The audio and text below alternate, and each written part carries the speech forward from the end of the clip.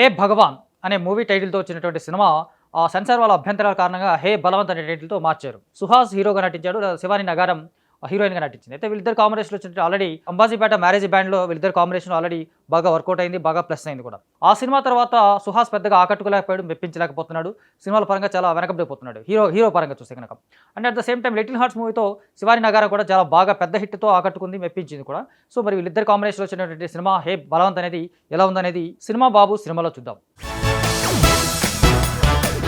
హే బలవంత్ కథగా చూస్తే కనుక కృష్ణ అనే కుర్రాడు ఉంటాడు, అతను ఎంబీఏ చదువుకుని ఉంటాడు. బాగా ఎంబీఏ తర్వాత తండ్రి బిజినెస్ని తను చేపట్టాలని చెప్పేసి ఒక ప్రయత్నం చేస్తూ ఉంటాడు. అందులో బాగా బలమైనటువంటి కోరికతో కూడా ఉంటాడు. అంటే తండ్రి ఏం బిజినెస్ చేస్తున్నాడు అనే విషయం మాత్రం అతనికి తెలియకుండా ఉంచేలాగా తండ్రి ప్రవర్తిస్తూ ఉంటాడు. అట్ ద సేమ్ టైం మిత్ర అనే ఒక అమ్మాయి పరిచయం అవుతుంది, తను ఒక ఎన్జిఓ నెట్వర్క్ పనిచేస్తూ ఉంటుంది. ఆ ఎన్జిఓలకు సంబంధించినటువంటి రకరకాల పనులు ఇతను పార్టిసిపేట్ చేస్తూ ఉంటాడు. దాంతో భాగస్వామ్యం తీసుకొని తను బిజినెస్ సంబంధించినటువంటి వ్యవహారాలు చాలా కీలకంగా వ్యవహరిస్తూ ఉంటాడు.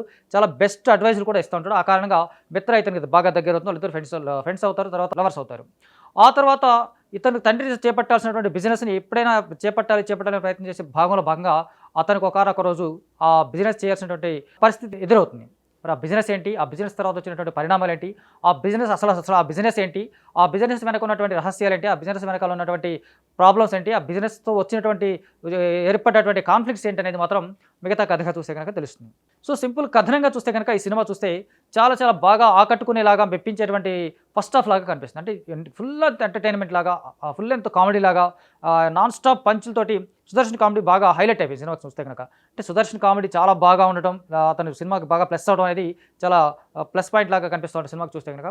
సో ఆ తర్వాత వాళ్ళిద్దరి మధ్య వచ్చేటటువంటి మిత్ర కృష్ణ అంటే సుహాస్ కావచ్చు, శివాని నగరం వాళ్ళిద్దరి మధ్య వచ్చే సన్నివేశాలు కావచ్చు, వాళ్ళిద్దరి మధ్య వచ్చేటువంటి కెమిస్ట్రీ కావచ్చు, వాళ్ళిద్దరి మధ్య వచ్చేటువంటి డైలాగ్స్ కానీ చాలా బాగా రాసుకునేటువంటి విధానంగా కనిపిస్తుంది. కాకపోతే అక్కడక్కడ స్లో అయినట్టుగా కనిపిస్తూ ఉంటుంది. సో ఫస్ట్ హాఫ్ మాత్రం కంప్లీట్గా ఫుల్ అంత ఎంటర్టైనర్గా కనిపిస్తూ ఉంటుంది. వాళ్ళిద్దరి మధ్య ప్రేమ చిగురించిన తర్వాత, ప్రేమ చెప్పినటువంటి విధానం కావచ్చు, ప్రేమ తెలిసిన తర్వాత ఆ బిజినెస్ ఏంటో తెలిసాక ఆ అమ్మాయి కూడా దూరం అయిపోయింది. దూరం అయిపోయిన తర్వాత ఇమీడియట్గా మళ్ళీ దగ్గర అయ్యేటువంటి అవకాశం కూడా కనిపిస్తూ ఉంటుంది. అది ఒక సినిమాకి సంబంధించి ఒక బిగ్గెస్ట్ ట్విస్ట్లా కనిపిస్తుంది. అంటే ఈ మధ్యకాలంలో నరేష్ నటించినటువంటి సినిమాలు కావచ్చు, నరేష్ చేసినటువంటి పాత్రలు కావచ్చు, ఎలాంటి పాత్ర చేసినా, ఎలాంటి క్యారెక్టర్ చేసినా సరే తను అదరగొడుతున్నాడు, అద్భుతంగా ఆకట్టుకుంటున్నాడు, చాలా బాగా నవ్విస్తున్నాడు. ఈ సినిమాలో కూడా మ్యాక్సిమం అదే చేశాడు. సీనియర్ నరేష్ చేసినటువంటి పాత్ర బలవంత్ అనే పాత్రలో ఆయనే కనిపిస్తూ ఉంటాడు. ఆయన చేసినటువంటి పాత్ర కావచ్చు, అతని క్యారెక్టరేషన్ కావచ్చు, చాలా బాగా బ్యూటిఫుల్గా రాసుకున్నారు, చేశారు, మెప్పించారు కూడా. నరేష్ అలాగే సుహాస్తో పాటు మధ్య వచ్చేటువంటి సన్నివేశాలు చాలా హృదయంగా ఉంటాయి, ఆకట్టుకుంటాయి, మెప్పిస్తూ ఉంటాయి. అలాగే మనసుకు బరువెక్కించేటువంటి సన్నివేశాలు కూడా కనిపిస్తుంటాయి. కాకపోతే సెకండ్ హాఫ్లో ఇదంతా కనిపిస్తూ ఉంటుంది. సెకండ్ హాఫ్లో వచ్చినటువంటి అజయ్ ఘోష్ క్యారెక్టర్ కావచ్చు, లేకపోతే నరేష్ కావచ్చు, ఇలాంటి పాత్ర మధ్య వచ్చినటువంటి కన్ఫ్యూజన్ కొంచెం కన్ఫ్యూజింగ్ అవుతుంది, లేకపోతే కొంచెం క్లమ్జీగా కనిపిస్తూ ఉంటుంది. క్యారెక్టరేషన్ పరంగా చూసినా సరే స్క్రీన్ ప్లే కూడా డిఫరెంట్గా ఉంటుంది.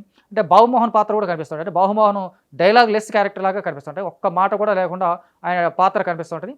ఆ పాత్రకి ఇచ్చినటువంటి ఒక బిగ్గెస్ట్ ట్విస్ట్ సెకండ్ హాఫ్ మొత్తం కనిపిస్తూ ఉంటుంది. అంటే ఆ ట్విస్ట్ ఏంటి అనేది మాత్రం సినిమాలో మనం చూసి తెలుసుకోవాల్సింది మ్యాక్సిమం.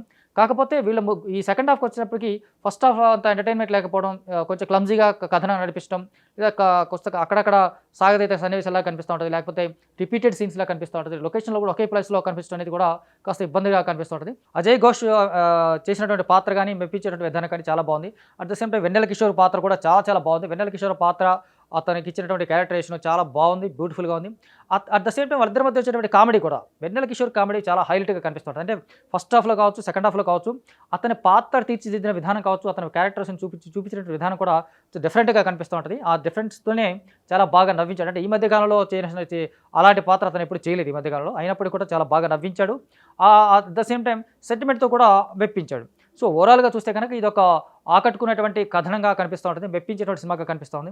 కంప్లీట్గా ఎంటర్టైన్మెంట్ సినిమా కనిపిస్తుంది. సెకండ్ హాఫ్కి వచ్చేసరికి నరేష్ సుహాస్ మధ్య వచ్చేటువంటి సన్నివేశాలు కాస్త బరువెక్కించినటువంటి సన్నివేశాలు కనిపిస్తూ ఉంటాయి.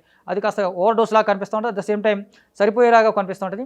అంటే అతను చేసినటువంటి బిజినెస్ వెనకాల ఉన్నటువంటి కఠినమైన నిర్ణయాలు కావచ్చు, బిజినెస్ వెనకాల ఉన్నటువంటి తీసుకున్నటువంటి ఒక ఇబ్బందికరమైనటువంటి సన్నివేశాలు కావచ్చు, ఇబ్బందికరమైనటువంటి పాత్రలు కావచ్చు, లేకపోతే ఇబ్బందికరమైనటువంటి క్యారెక్టరైజేషన్ కనిపించడం కూడా కాస్త ఇబ్బందిగా కనిపిస్తూ ఉంటుంది ఓవరాల్గా చూస్తే. సో మొత్తంగా చూస్తే కనుక ఇది ఒక కంప్లీట్ ఎంటర్టైన్మెంట్ ఫస్ట్ హాఫ్లా కనిపిస్తూ ఉంటుంది. సెకండ్ హాఫ్కి వచ్చరికి కొంచెం క్లమ్జీగా కనిపించేటువంటి కథనం కావచ్చు, లేకపోతే కొంచెం ఓవర్ డోస్ అయినటువంటి సెంటిమెంట్లా కనిపిస్తూ ఉంటుంది. అయినప్పటికీ కూడా ఆడియన్స్ని ఆకట్టుకునేలాగా, మెప్పించే విధంగా అద్భుతమైనటువంటి కామెడీ వర్కౌట్ లాగా కనిపిస్తుంది సినిమా చూస్తే కనుక. సో సినిమా నిజంగా చూస్తే ఓవరాల్గా చూస్తే మాత్రం సినిమా బాగుందని మాత్రం చెప్పుకోవచ్చు. సో నటన పరంగా చూస్తే సుహాస్ ఇలాంటి పాత్రలు చాలా కొత్తగా ఏం చేసినట్టుగా ఏం కనిపించదు, పెద్ద కొత్తగా ఆకట్టుకున్నట్టుగా కనిపిస్తుంది. కాకపోతే సుహాస్ చూస్తే కనుక అతని మేక్ ఓవర్ కావచ్చు, లేకపోతే ముఖ్యంగా మేకప్కు సంబంధించి చూస్తే కనుక చాలా చాలా కీలకమైనటువంటి జాగ్రత్తలు తీసుకొని ఉండాల్సింది కాస్త. అంటే అతను ఫేస్ మామూలుగానే కొంచెం డస్కీ ఫేస్ లాగా ఉంటుంది కాబట్టి ఆ ఫేస్లోనే రకరకాల విధానాల్లో అతను మేకప్ సరిగా అద్దలేదని కనిపిస్తుంటాం. అయినప్పటికీ ఆయన నటన పరంగా చూస్తే మాత్రం సుహాస్ రెగ్యులర్ క్యారెక్టర్ లాగా one of the regular characters లాగా కనిపిస్తూ ఉంటుంది కాబట్టి అతను కొత్తగా చేసినట్టుగా ఏం లేదు, పాతగా చేసినట్టు కూడా ఏం లేదు కాబట్టి సో ఓకే అనిపిస్తుంది. శివాని నగరం చాలా బాగుంది, చాలా బాగా నటించింది, తన బాగా పాత్ర కూడా ఆకట్టుకునేలాగా మెప్పించింది. And at the same time ముందే చెప్పినట్టుగా నరేష్ ఈ పాత్రకి ఈ సినిమాకి చాలా హైలైట్గా కనిపిస్తూ ఉంటాడు. అలాగే సుదర్శన్ కామెడీ హైలైట్గా అవుతుంది, లేకపోతే వెన్నెల కిషోర్ కామెడీ కావచ్చు, చాలా చాలా పాత్రలన్నీ కూడా మెప్పించే విధంగా కనిపిస్తూ ఉంటాయి. సో టెక్నికల్గా చూస్తే కనుక మ్యూజిక్ కాస్త పాటలు మాత్రం కాస్త డల్ అయిపోయినాయి, లోగా కనిపిస్తూ ఉంటుంది. నేపథ్య సంగీతం ఆకట్టుకునేలా ఉంటుంది. అందుకే సినిమాటోగ్రఫీ బాగుంది, ఎడిటింగ్ పరంగా బాగుంది, ప్రొడక్షన్ వాల్యూస్ అన్నీ చాలా బాగున్నాయి. చూస్తే డైరెక్షన్ పరంగా చూస్తే కనుక అతను ఈ కథను ఎంచుకున్న విధానం కావచ్చు, అతను క్యారెక్టరేషన్ తీర్చిదిద్దుకున్నటువంటి విధానం కానీ చాలా బాగుండేలాగా రాసుకున్నట్టుగా కనిపిస్తూ ఉంటాడు. అట్ ద సేమ్ టైం ఆ పాత్రల తాలూకా పెయిన్, ఆ పాత్రల వెనకాల ఉన్నటువంటి పెయిన్ కావచ్చు, లేకపోతే ఆ సంఘర్షణ కావచ్చు, చాలా అద్భుతంగా ఎలివేట్ చేసేలాగా అతను రాసుకున్నట్టుగా కనిపిస్తూ ఉంటాడు మనకు.